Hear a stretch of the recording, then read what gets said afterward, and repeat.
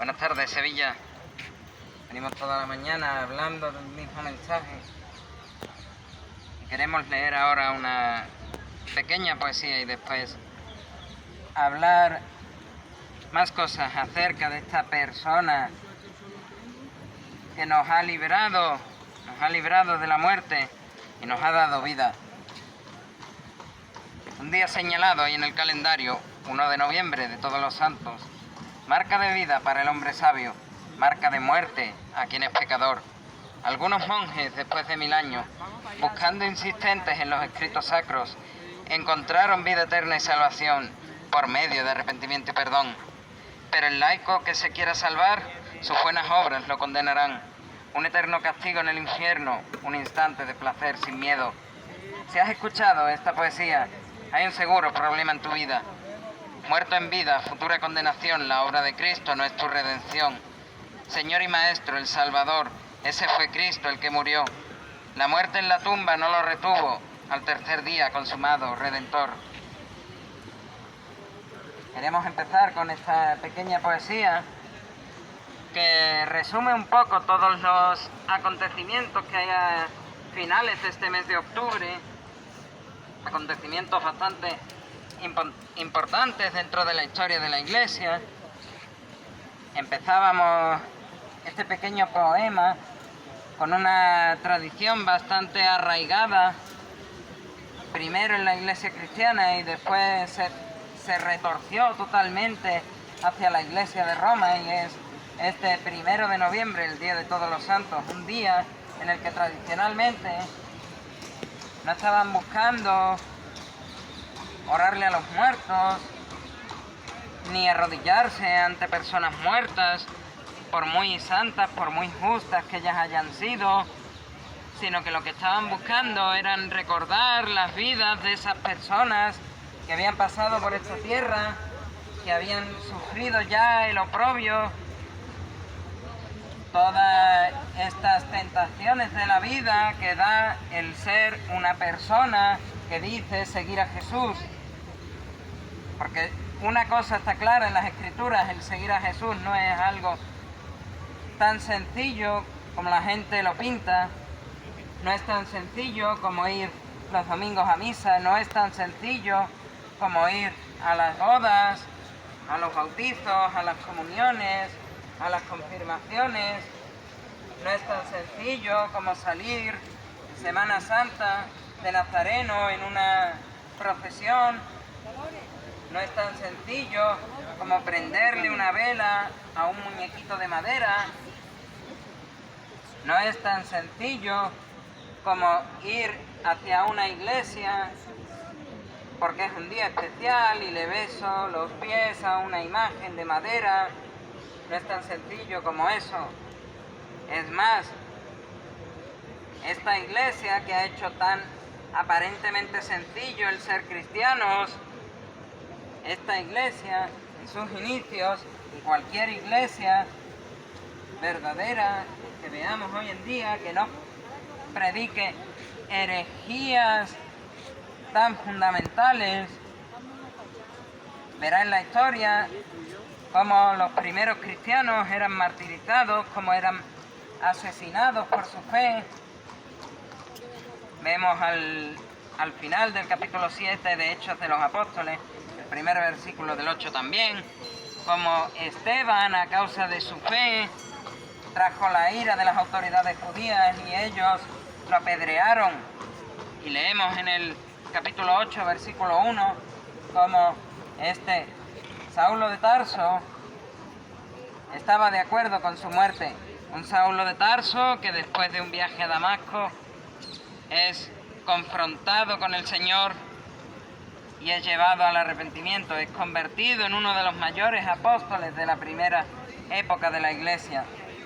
Vemos en la historia de la Iglesia otros dos personajes, como lo son Policarpo de Esmirna, o también lo es Ignacio de Antioquía, que los dos son condenados a morir en el Coliseo de Roma. Y como ellos, lo primero que escriben allá a los romanos es: ¿sabéis que vamos a ir al Coliseo?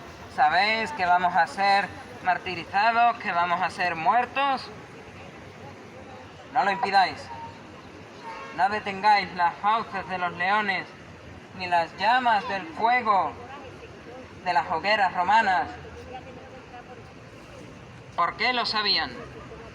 Porque cualquier fauce de cualquier león, cualquier llama de un incendio, de una hoguera, es algo momentáneo. Y qué curioso estos dos personajes que mueren de esa forma y me recuerdan a un libro del Antiguo Testamento, al libro de Daniel.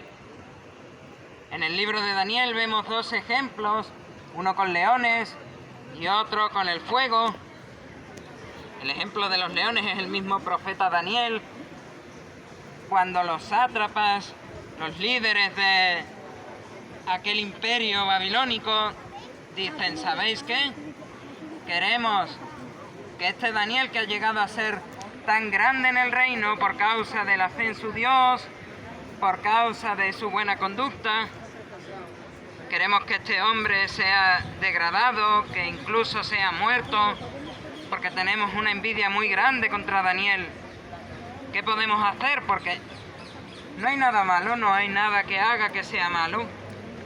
No le podemos buscar una mala acción ni una mala palabra.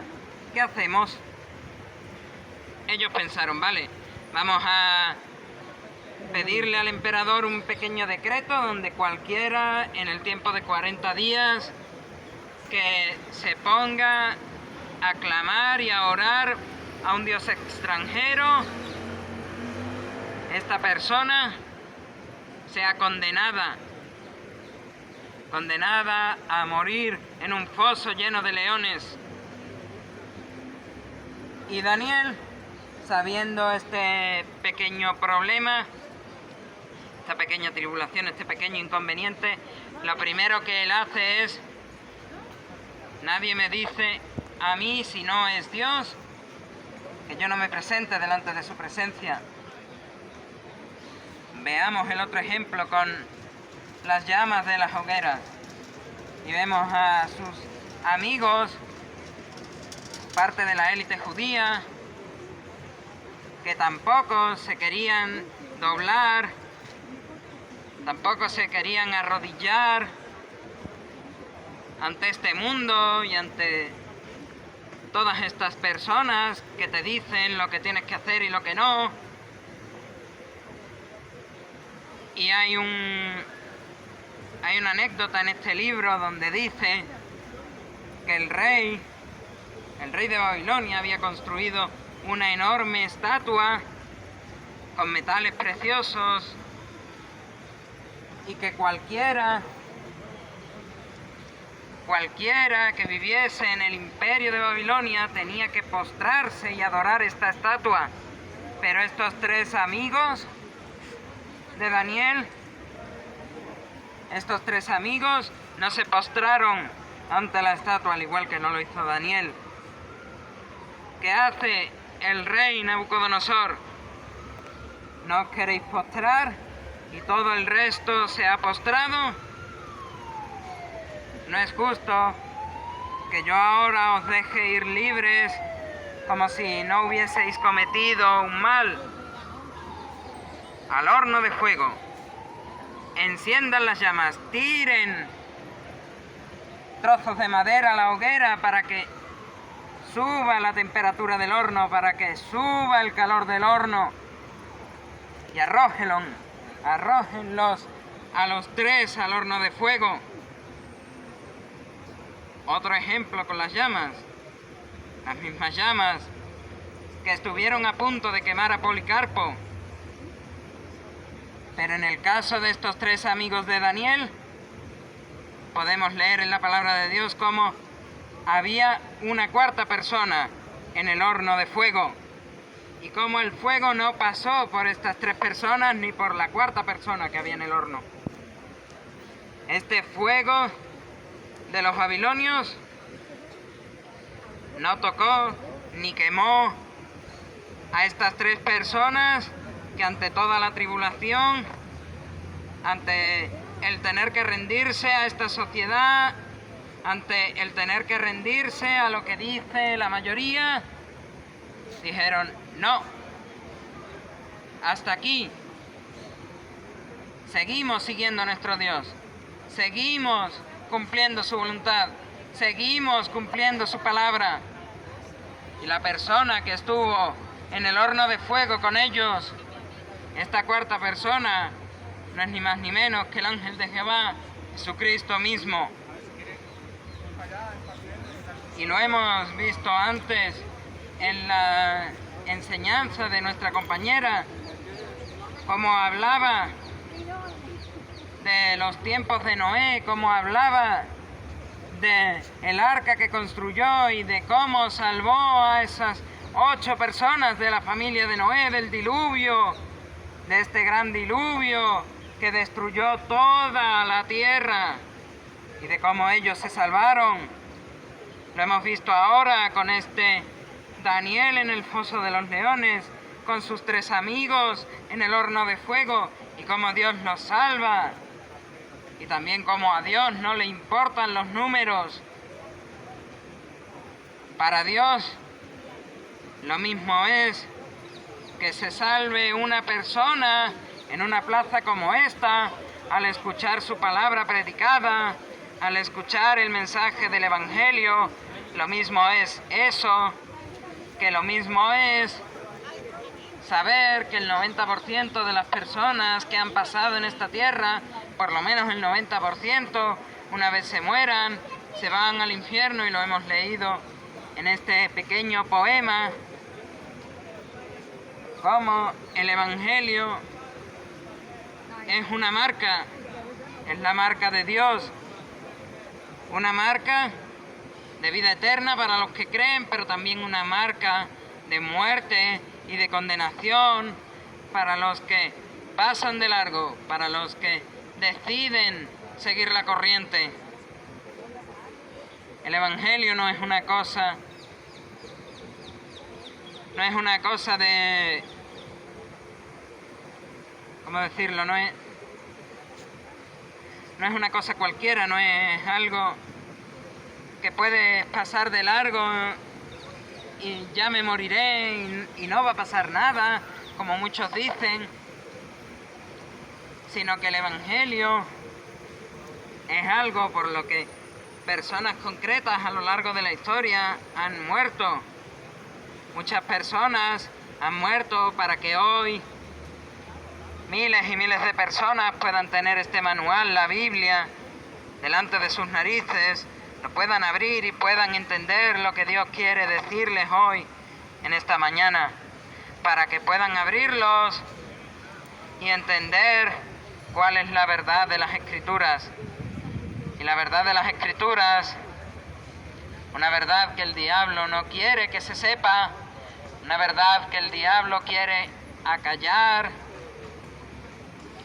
con las ideologías de género, con el feminismo, con todo este supuesto comunismo y marxismo que hay en esta tierra, y con otras ideologías del diablo.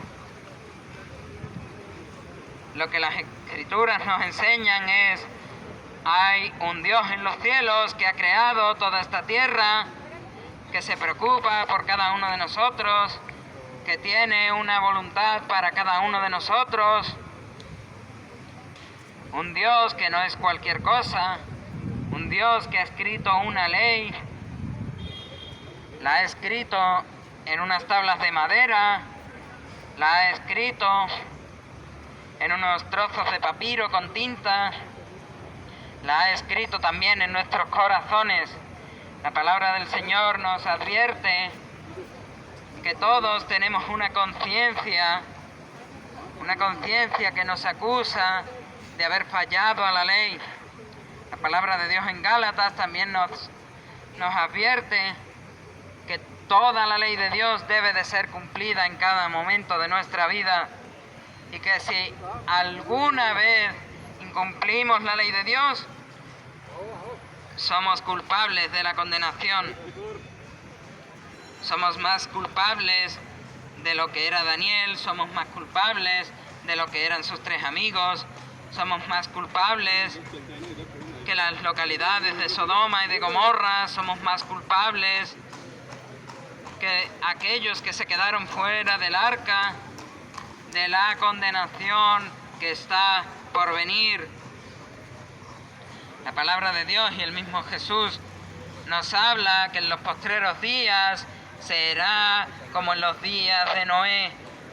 Habrá muchos en el nombre de Jesús pregonando y hablando de la verdad de las Escrituras, hablando de que debemos volver a Dios, de que debemos arrepentirnos. Y habrá miles de millones, millares de personas que escuchando este mensaje nos llamarán locos. Habrán otros tantos de miles de millones que escuchando este mensaje se ofenderán. Habrán otros tantos de miles de millones que escuchando este mensaje dirán: a estas personas hay que matarlas. Pero lo único que podemos decirles a todas estas personas, y lo mismo que dijo Jesús en una de sus últimas palabras, lo mismo que fueron las últimas palabras de Esteban, las diremos: Padre, perdónalos porque no saben lo que hacen. Todas estas personas que pasan y escuchan el mensaje del Evangelio, escuchan que hay una ley de Dios, que hemos fallado, que hay un juicio después de la muerte, que escuchan que después de este juicio, y habiendo fallado a la ley, somos culpables, y escuchan que lo que es el castigo de esta culpabilidad de haber fallado a la ley es el fuego eterno del infierno. Todas estas personas que habiendo escuchado eso, no quieren arrepentirse, no quieren aceptar al Señor Jesucristo como aquel que les puede salvar, como aquel que puede decir lo que está bien y lo que está mal. Todas aquellas personas que pasan de largo, que no quieren escuchar el mensaje, que no quieren hacer caso a todas las últimas palabras de las 7 cartas en Apocalipsis. El que tenga oídos para oír, que oiga lo que el Espíritu dice a la iglesia. Todas estas personas que escuchan el mensaje y pasan de largo, son aquellas que van a ser aún más condenadas por la desobediencia a la ley, son aquellas que aún van a ser más condenadas por haber desoído el mensaje, porque la palabra de Dios es muy clara cuando dice que aquellos que han desoído el mensaje, aquellos que predican una cosa y después hacen otra, aquellos que enseñan que Jesús es el Señor, pero después enseñan que hay que arrodillarse ante una virgen, todos aquellos serán aún más condenados a causa de su pecado, porque tuvieron la oportunidad de escuchar el mensaje, tuvieron la oportunidad de leer las Escrituras, tuvieron la oportunidad de oír del Evangelio, tuvieron la oportunidad de conocer la verdad, escucharon la verdad y no se arrepintieron, escucharon la verdad y no creyeron. Y nos dice la palabra en el Evangelio de Juan, capítulo 3, a partir del versículo 16, lo siguiente: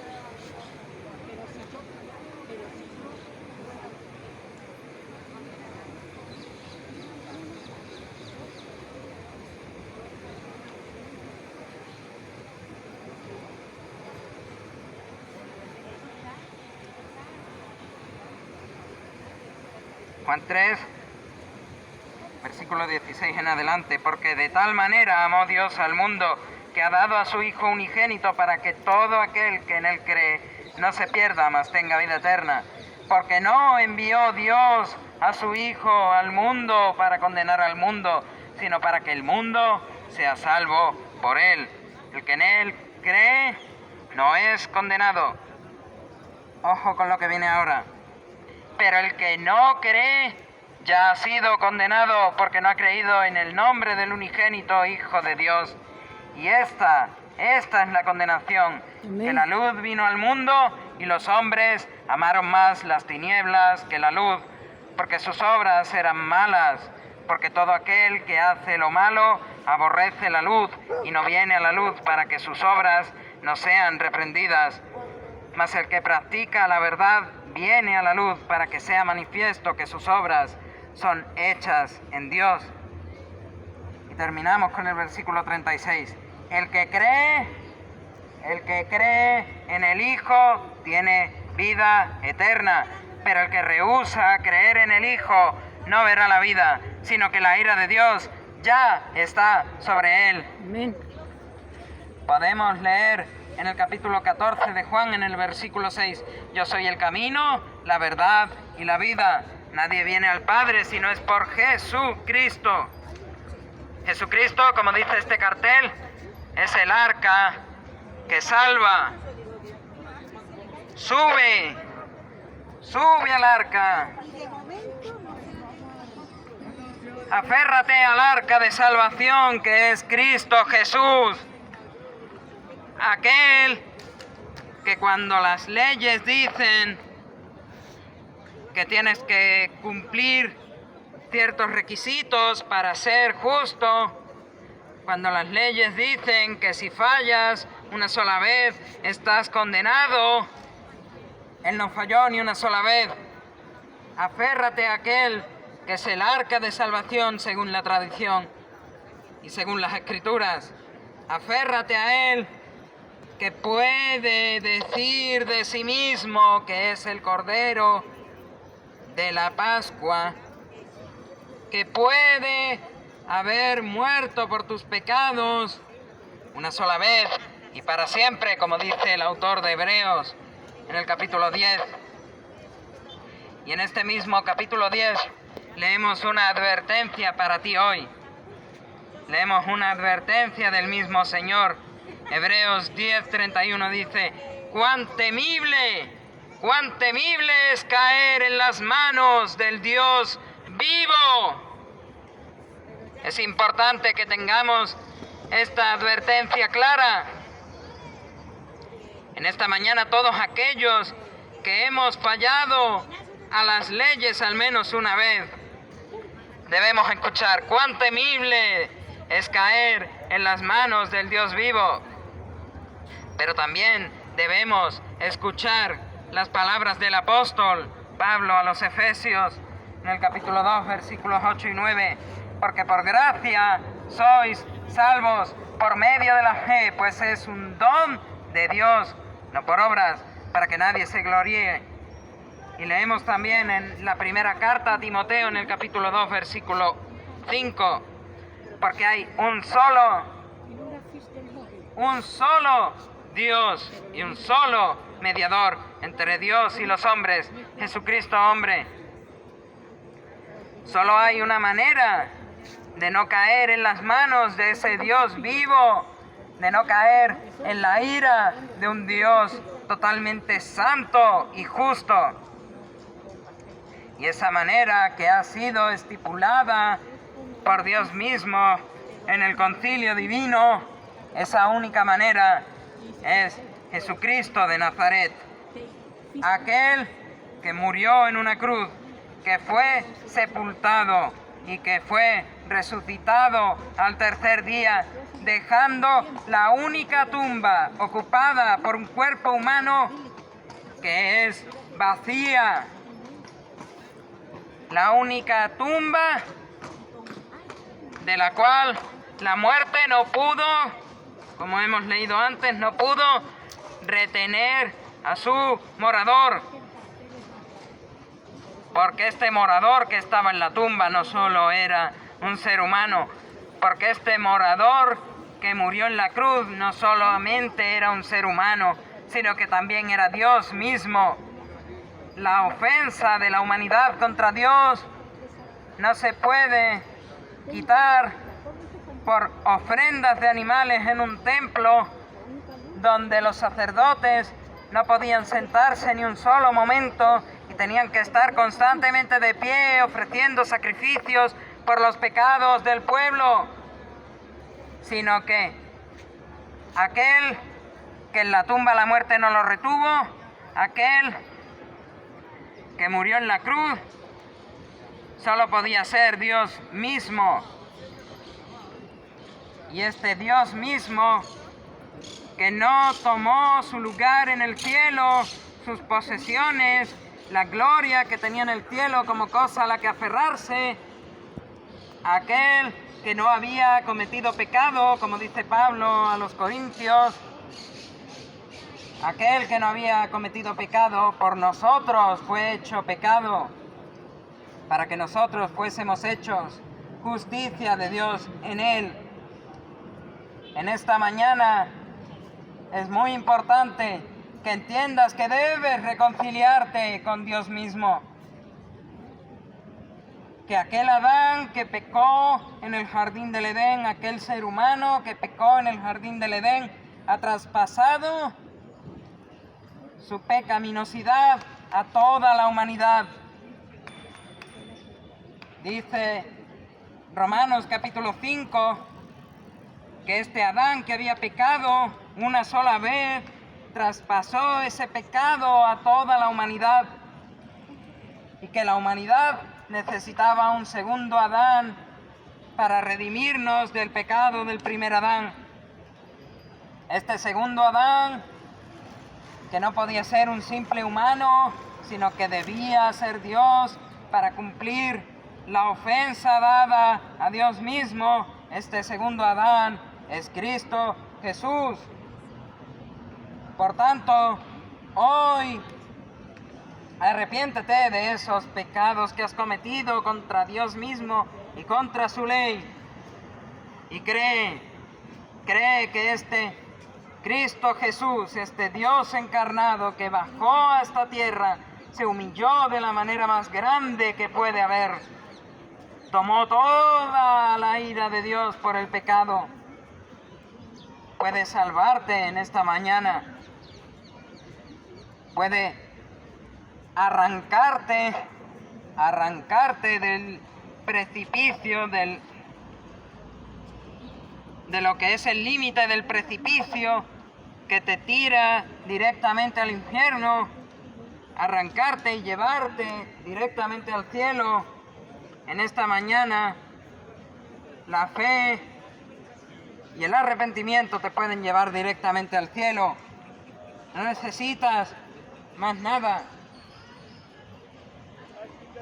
Y lo hemos leído en este pequeño poema del principio, que hace más de 1000 años, después de que este Dios encarnado pasase por esta tierra, después de que una religión entera cogiese y zarandease las Escrituras y hiciese lo que quisiese con las Escrituras, se fueron a escudriñar los escritos sagrados, se fueron a escudriñar el manual de vida que es la Biblia y descubrieron la verdad de las Escrituras.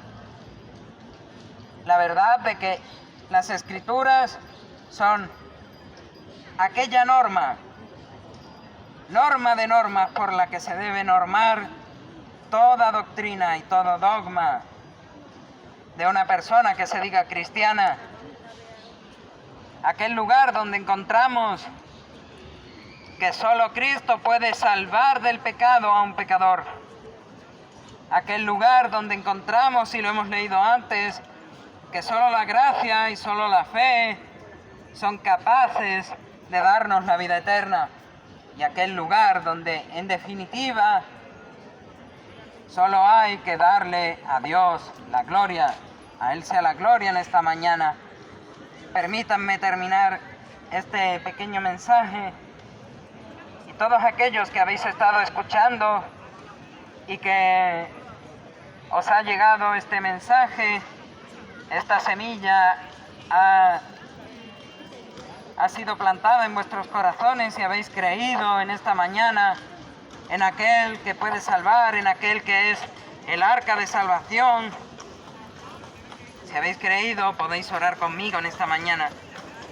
No hay una posición correcta o incorrecta para orar, no hay unas palabras mágicas que te hacen aceptar al Señor, no hay unas palabras mágicas que te hacen ir al cielo, pero sí hay algo que te hace ir al cielo y es arrepentimiento y fe. Así que pidamos en esta mañana ese arrepentimiento y esa fe al Señor.